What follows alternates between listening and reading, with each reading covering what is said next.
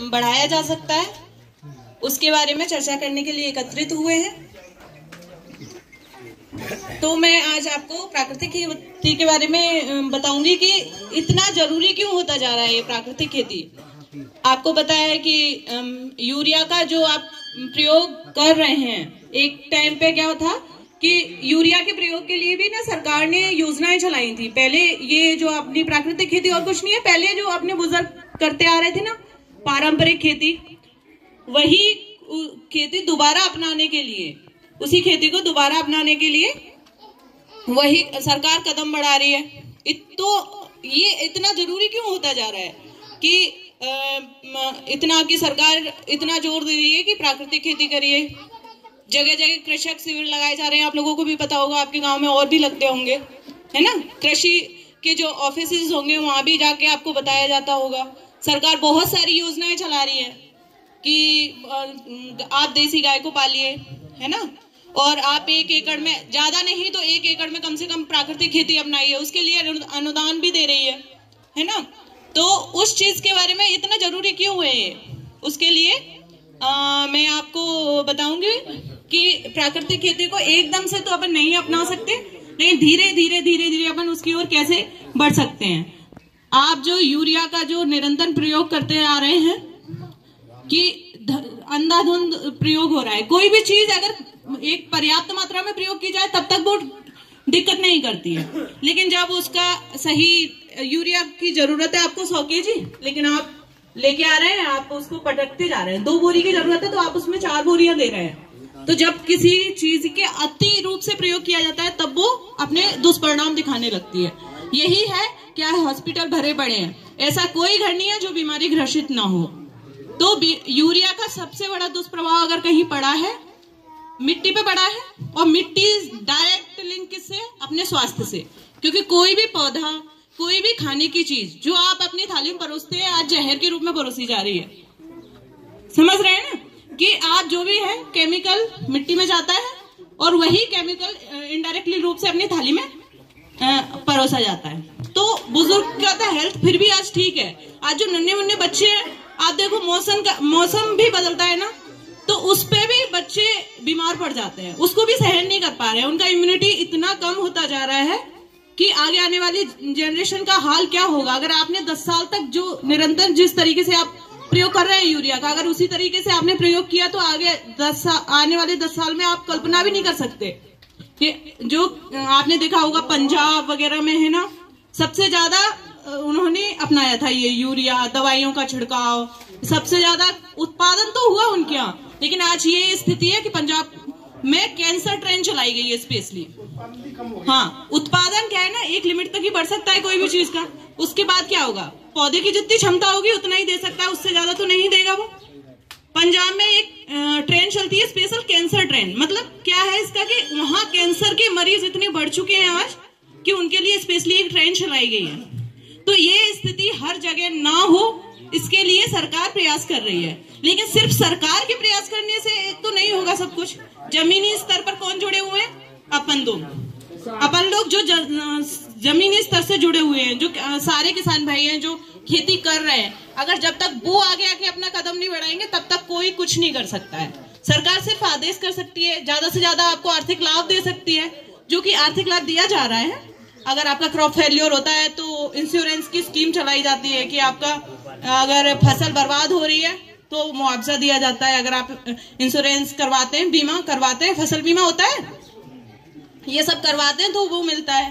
अगर आप देसी गाय पाल रहे हैं तो आपको महीने के 900 रुपए अनुदान के रूप में दिया जाता है कि हर घर में अगर एक देसी गाय है और अगर वो प्राकृतिक खेती अपना रही है तो उसको 900 रुपए प्रति माह दिए जाएंगे, है ना।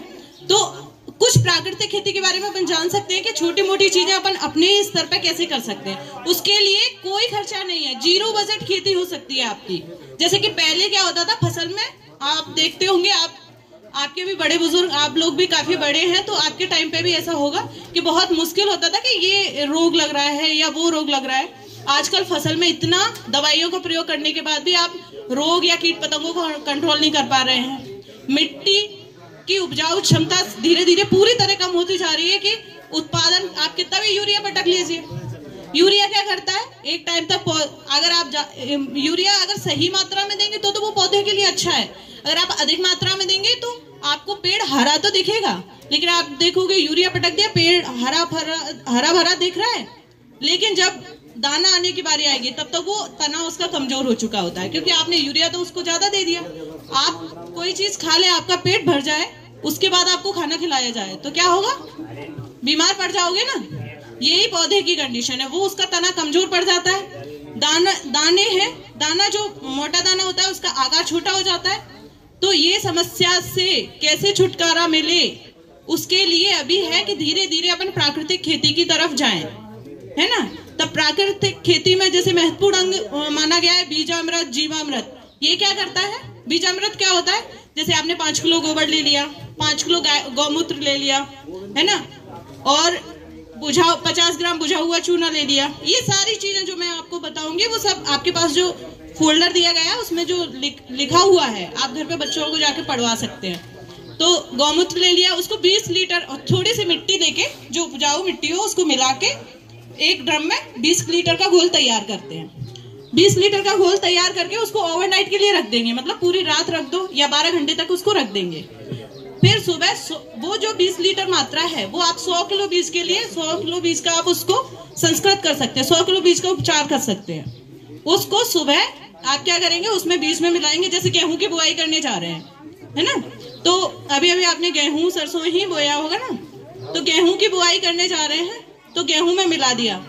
अगर आपको लग रहा है कि सूखा सूखा ज्यादा हो रहा है तो थोड़ा सा पानी और एक्स्ट्रा में डाल सकते हैं आप उसमें, ठीक है। और मिला लिया, थोड़ी देर रखने के बाद वो बीज आपके लिए एकदम अच्छे से तैयार हो जाता है बुआई के लिए। अब ये बीजामृत करता क्या है, ये क्या करता है कि जैसे आपके मिट्टी में कोई इल्लियां पड़ी हुई है पुरानी फसल की, या मिट्टी में दीमक लगा हुआ है, उससे आपके सबसे पहले हमको क्या जरूरी है कि हमारा फसल तो होगी तब होगी, पहले स्वस्थ पौधा तो हो, उगे तो स्वस्थ। तो ये क्या करता है कि जो मिट्टी है या बीज जनित जो रोग हैं उनसे बचाता है, ठीक है। और दूसरा जो बीज की उपजाऊ क्षमता है, जैसे 100 में से आप देखेंगे सीड रेट है किसी की 2 किलो में 1 एकड़ 2 किलो सरसों आपने 1 एकड़ की बुआई हो जाती है, लेकिन क्या करते हैं आप लोगों में से करते हैं कि 2 किलो को 1 बीघा में डाल देंगे। इससे क्या है कि मतलब क्यों ऐसा क्यों हो रहा है, जबकि 100 पौधे अगर अपने हैं तो 90 उगने चाहिए, जिसकी अंकुरण क्षमता अच्छी होती है। बीजामृत तो उसको बढ़ाता है। जैसे आजकल क्या है, बीजों की उगने की क्षमता भी कम होती जा रही है, क्योंकि बीज तो अल्टीमेटली उसी खेत से आ रहा है, कहीं और से तो आ नहीं रहा है। तो उसकी अंकुरण क्षमता को बढ़ाता है कि जो 70 पौधे आपके 100 में से उगेंगे वो 80-90 तक पहुंच जाएंगे, तो आपका बीज कम बर्बाद होगा, और आप जो 2 किलो बीज को 1 बीघा के लिए उपयोग करते हैं वो 2 बीघा के लिए कर सकेंगे। तो एक हो गया ये बीजामृत। और जीवामृत ये समझ लो धरती का एक अमृत है। ये कोई भी चीज ऐसी नहीं है जो आपको बाहर से खरीद के लानी पड़े, आपके घर के आसपास, आपके खेत के आसपास ही सारी चीजें मिल जाती हैं, है ना। तो जीवामृत भी बनाया जाता है, वही गौमूत्र ले लिया, है ना, देसी गाय का गोबर ले लिया, है ना, गुड़, बेसन, ये इन चीजों के मिक्सर, सारा कुछ लिखा हुआ है आपके पास। उसमें से आप, क्योंकि मैं इतना बोलूंगी तो आप याद भी नहीं रख पाएंगे उस चीज को, हाँ, इसमें सब लिखा हुआ है। और अगर नहीं भी हो तो आप पूछ सकते हैं फिर से जाके, हैं। तो क्या बोलते हैं, जो है इस सब का घोल तैयार करेंगे, और इसको आप जो जैसे ये पेड़ पौधे, आंवला है, कोई भी अमरूद है, इनके आसपास भी डालेंगे तो जीवामृत ये रामबाण की तरह काम करता है कि आपके जो मिट्टी में जो सूक्ष्म जीव मरते जा रहे हैं। आपने देखा होगा पहले खेतों में केचुए ऐसे ही घूमते रहते थे, आज कोई भी खेत में आपको केचुआ घूमता हुआ नहीं दिखेगा, जबकि केचुआ किसान का मित्र माना जाता है ना, इतना तो सभी को पता ही है ना। तो जो क्या बोलते हैं, छोटे मोटे जो जीव हैं, है ना, आप लोग भी सुन लीजिए, बातें मत करिए, पीछे बातें नहीं, आपके ही है, आज आगे आपको यहीं जाना है, किसानों से संबंध बनाना है? तो जैसे आप सूक्ष्म जीव है ना, उनकी गतिविधियां को अच्छा कर सकते हैं। सूक्ष्म जीव जो कमी होती जा रही है उनको बढ़ाएगा, मतलब आपकी मिट्टी जो जहरीली बनती जा रही है उसको एक्टिव करेगा कौन, जीवामृत। अब ये तो हो गया कि मिट्टी सुधारक के रूप में ये सारे काम करते हैं, अब बात आती है कि मैडम हम क्या बोलते हैं, जो रोग लग रहे हैं, कीट लग रहे हैं, उनको कैसे कंट्रोल करें। प्राकृतिक खेती से सबसे बड़ी समस्या यही आ रही है ना कि बाकी सब चीजें तो ठीक है, मिट्टी का अच्छा इम्प्रूव कर देगा, लेकिन जो कीट वगैरह आ रहे हैं, जो रोग आ रहे हैं, उनको कैसे कंट्रोल करेंगे, है ना। तो उनके रोकथाम के लिए क्या है, उनके लिए भी एक अग्नि अस्त्र, ब्रह्मास्त्र, इनके बारे में पता नहीं, अगर शिविर हुआ होगा तो आप लोगों ने सुना होगा। अग्नि अस्त्र क्या होता है कि अपने आसपास की कोई भी वनस्पति की पत्तियां ले ली 5 किलो, या फिर नीम की पत्ती ले ली, तंबाकू पाउडर, हरी मिर्ची तीखी, जो कि सब आपको किचन में मिल ही जाता है, और इनमें से कोई भी ऐसी नहीं है जो आपको मार्केट से खरीद के लानी है। आप अपने घर पे या अपने किसान अपने खेत पर ही उस चीज को बना सकता है ना। तो इन सबको धीमी आंच में पकाकर एक अच्छा सा पेस्ट तैयार करेंगे। इसमें से 6 लीटर लेके 48 घंटे रखने के बाद 6 लीटर पेस्ट से 200 लीटर बनाया जा सकता है। 200 लीटर पानी भर के एक ड्रम में आप उसको तैयार कर लेंगे, और इसको आप अपनी फसल पे 2 से 3 बार, क्योंकि प्राकृतिक चीज है, अगर आप ज्यादा बार भी कर देंगे तो कोई नुकसान नहीं है। आपको लग रहा है यहाँ रोग लग सकता है या कीट आ सकते हैं इस मौसम में, या ये हवा चली है तो अब कीट आने की संभावना है, आप उस पर छिड़काव कर दीजिए। आप देखेंगे कि इल्ली, कीट, जो कीट पतंगे होते हैं ना, बारिश के सीजन में ज्यादा प्रॉब्लम होती है, तो वो सब आपको इन चीजों से छुटकारा मिल जाएगा। ठीक है, तो ये मैं तो कहूंगी, ये छोटी मोटी चीजें हैं जो आप घर पे कर सकते हैं, तो आप उनका उपयोग करिए, क्योंकि हम नहीं करेंगे तो मतलब सरकार कितना भी कर ले, कुछ नहीं हो सकता है ना। अब ये समस्या है, ये तो हो गया कि चलो ठीक है, प्राकृतिक खेती का हो गया। अब सबसे बड़ी दिक्कत आती है एनपीके की, कि भाई हम खाद दे रहे हैं, खाद पे कैसे कंट्रोल करें, है ना। अब प्राकृतिक खेती में अब सबके पास इतनी गोबर की खाद अवेलेबल नहीं है, कंपोस्ट अवेलेबल नहीं है कि कंपोस्ट सारे पूरी खेती के लिए, किसी के पास कम खेती है वो तो कर भी लेगा, किसी के पास है 20-20 बीघा जमीन है या 20 एकड़ जमीन है, तो वो कैसे करेगा। तो इतना आप पूरी तरह नहीं उसमें खाद अवेलेबल करा सकते एकदम से, है ना।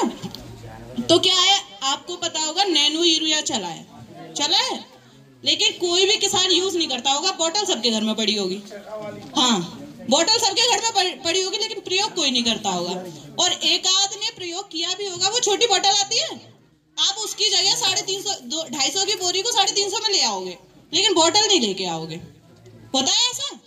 यूरिया के साथ में जो बॉटल देते हैं, सरकार जबरदस्ती दिलवा रही है, पागल बना रही है सरकार, यही बोलते हैं।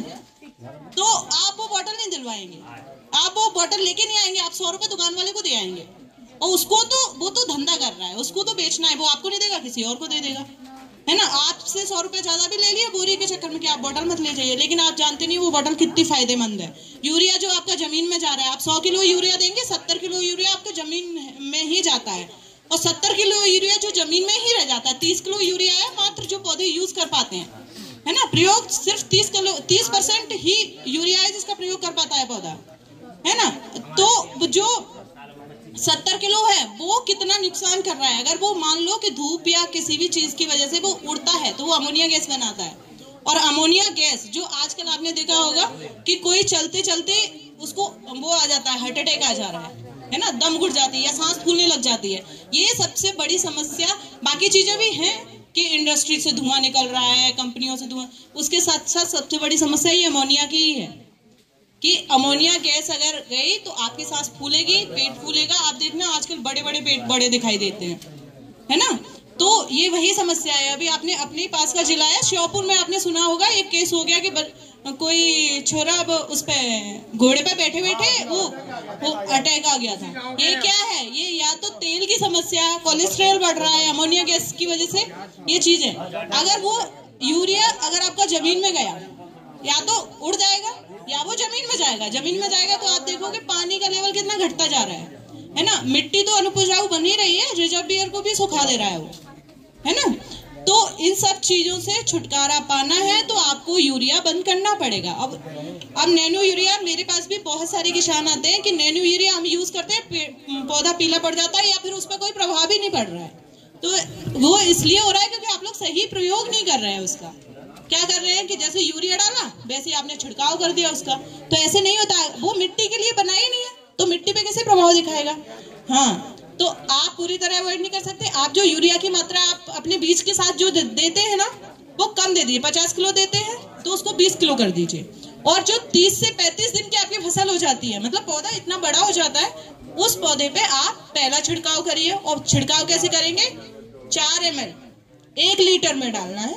1 लीटर के हिसाब से 4 ml डालना है, और मतलब 200 ml का ऐसे घोल बना लेना है, उसका छिड़काव करना है 1 एकड़ में। तो 200 लीटर में 4 ml पर लीटर के हिसाब से 4 ml। जो आपका जो बोतल का ढक्कन आता है ना, उसमें 25 ml आता है ना? तो मान लो वो 5 पंप के लिए आपके लिए पर्याप्त है, ठीक है? वो 5 लीटर के लिए पर्याप्त है वो, है ना? तो उसी हिसाब से आप छिड़काव करिए। और 2 छिड़काव करने हैं आपको, एक तो फूल आने के टाइम के बाद, और दूसरा 30 से 35 दिन की फसल हो जाए आपकी, और दूसरा छिड़काव करना है जब आपके फूल आ जाए, ठीक है? अब नैनो यूरिया इतना जरूरी क्यों है? क्योंकि नैनो यूरिया क्या आपके 50 किलो का बोरा है, जो कि सरकार ने कम प्रयोग आप कर रहे हैं, वो 45 किलो का कर दिया है ना, क्योंकि आपको समझा नहीं सकते, इसलिए उन्होंने सोचा 5 किलो हम ही कम कर देते हैं। तो बोरी के हिसाब से डालते हो आप लोग, तो उन्होंने ना 45 किलो कर दिया उस चीज को। तो 45 किलो का सिर्फ मात्र 500 ml डालना पड़ रहा है आपको। मतलब जितना पौधा ले रहा है उतना ही आपको दिया जा रहा है, और डायरेक्ट पौधे पे जाएगा, उसका मिट्टी से कोई संपर्क नहीं है, तो वो आपकी मिट्टी को भी खत्म नहीं करेगा। और पौधे को जितनी जरूरत है उतना उसकी बढ़वार के लिए जितना जरूरी है वो उतना ही लेगा, है ना? तो पहला ये हो गया। दूसरा, नाइट्रोजन जो पौधा कभी कभी नहीं ले पाता है, क्योंकि सूक्ष्म तत्व तो बचे नहीं उसमें, है ना? और सूक्ष्म जीव जो नाइट्रोजन को अवेलेबल कराते हैं वो भी नहीं बचे, तो प्रॉपर जो नाइट्रोजन नहीं ले पा रहा है वो भी डायरेक्ट पौधे में मिल जाएगा। तो कोशिश करिए, पूरी तरह नहीं तो थोड़ा थोड़ा नैनो यूरिया यूज करिए, वरना आगे 1-2 साल में आपको यूरिया मिलना ही नहीं है, तो फिर आपकी मजबूरी हो जाएगी प्रयोग करना। अभी से करोगे तो आप उसके हैबिचुअल हो जाओगे, आदत में आ जाएगा, तो आपको आसानी होगी उसको यूज करने के लिए, है ना? हाँ, यूरिया कोशिश करिए बंद कर दीजिए पूरी तरह, है ना? और प्राकृतिक खेती को जितना आप अपनाएंगे, आपके बच्चों के भविष्य को उतना मजबूत बनाएंगे, है ना? हाँ, अब ऐसी कोई चीज नहीं है इसमें प्राकृतिक खेती से रिलेटेड, और प्राकृतिक खेती में सीखने लायक भी कुछ नहीं है। बस ये है कि पुरानी जो पारंपरिक खेती होती जा रही है उसमें अपन थोड़ा सा सुधार करके, जैसे बीजामृत है, जीवामृत है, इस प्रकार की चीजों को उपयोग करके आप उसको प्रयोग कर सकते हैं। तो बाकी और जिन चीजों के बारे में नहीं भी पता है या योजनाओं के बारे में नहीं पता है, सबके यहाँ कोई ना कोई कृषि से संबंधित ऑफिस होगा, आप वहां जाके संपर्क करिए। नहीं है तो कॉलेज में जाके संपर्क करिए। अपने ग्वालियर में तो खुद ही गवर्नमेंट यूनिवर्सिटी, आप कहीं भी जाके संपर्क कर सकते हैं। किसानों के लिए कोई मना नहीं करता, है ना? और अगर आपके प्रॉपर कहीं शिविर लगाए जा रहे हैं तो आप जाइए, है ना? आप लोगों के लिए लगाए जाते हैं कि जो कृषक संगोष्ठी या कृषक शिविर लगाए जा रहे हैं, तो जाइए। लेकिन किसान पहुंचेगा कब? कि हमको दे क्या रहे हैं, ये मतलब क्या बट रहा है, तो ही हम जाएंगे, नहीं तो हम नहीं जाएंगे। आप उसको समझिए। बटने से ज्यादा जरूरी ये है कि आप समझिए, समझ के करिए, है ना? हम सब मिलेंगे, रासायनिक खेती को जितना कम करेंगे उतने अपने स्वास्थ्य को सुधार सकते हैं। और अभी ये चीज शुरू हो जाएगी, तब जाके अपन 20-30 साल में उस चीज को कंट्रोल कर पाएंगे। तो अब आपको कोई भी पूछना है, कोई भी किसी भी प्रकार का क्वेश्चन मुझे करना है तो आप बताइए, है ना? और अगर कोई भी चीज है जिसके बारे में जानकारी चाहिए, है ना, बाकी सारी चीजें आप आपके जो फोल्डर में लिखा हुआ है वो लिखी हुई है जो मैंने अभी बताया है। और जो भी अगर आपको नहीं पता है, आजकल सबके पास फोन भी है, आप डायरेक्ट देख भी सकते हैं। नहीं पता, संपर्क करिए, ऑफिसों में सब बैठे हैं आपके लिए। किस बात की सैलरी मिलती है हम लोगों को? उसी बात की मिलती है ना कि आप लोगों से संपर्क करें, है ना? तो आप करिए, ठीक है? तो बहुत बहुत धन्यवाद आप सभी का इतने ध्यान से सुनने के लिए।